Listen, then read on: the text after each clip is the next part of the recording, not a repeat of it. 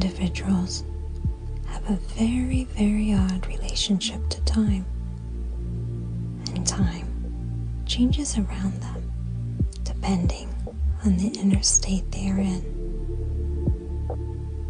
A few seconds of pouring through you can seem like a lifetime. Incredible things can happen in a very short space of time.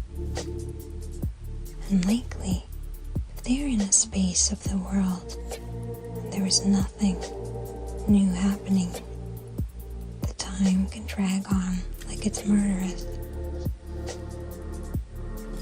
Most individuals, if they're in a situation where the input is not inspirational, they will simply go unconscious.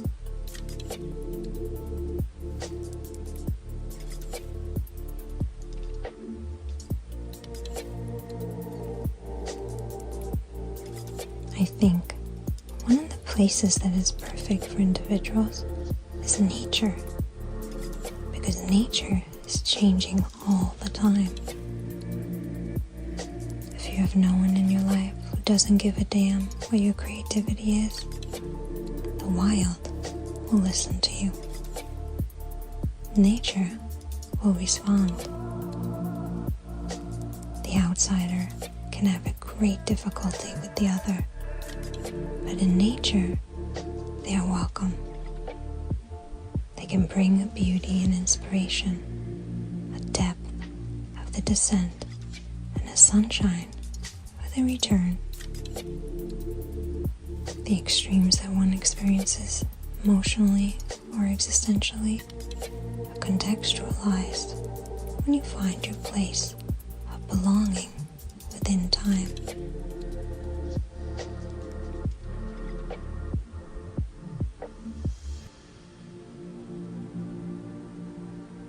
It doesn't have to be changing in a gross, obvious way. Subtle changes of the poetry of the whole thing. When you were children, you would have laid on the grass, looking up at the clouds, watching all the different individual clouds. It's amazing. And that kind of relaxedness that comes from the doing things like that in nature helps the opening. That's the trick. It helps you. It may not bring out inspiration in the moment, but just being open like that and in nature helps something to come through. Maybe later, maybe in the evening, maybe in the next day. Nature will give you a natural treatment so you can describe your knowing using symbolism from nature.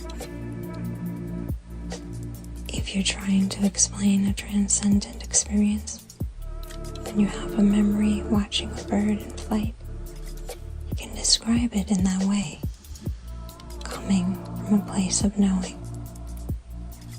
And this place of knowing brings the whole story to the other person through the medium of nature.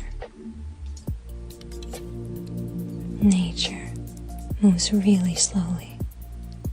Large time scales. A glacier is moving, changing the landscape over. So simply, being a human being out in nature is something we know, something that is naturally good for us. There's always a freshness. It can become a doorway for individual knowing. When you're really upset, you've got some existential dilemma within you. If you go out in nature, where there aren't any people, it gives you permission to let go. It really helps, and you feel you're being heard. And very soon, it can all give a kind of mythic quality to your experience.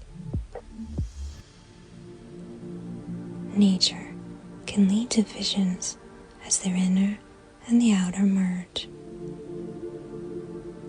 And besides, nature has got a lot of tricks up its sleeve that we may not be expecting.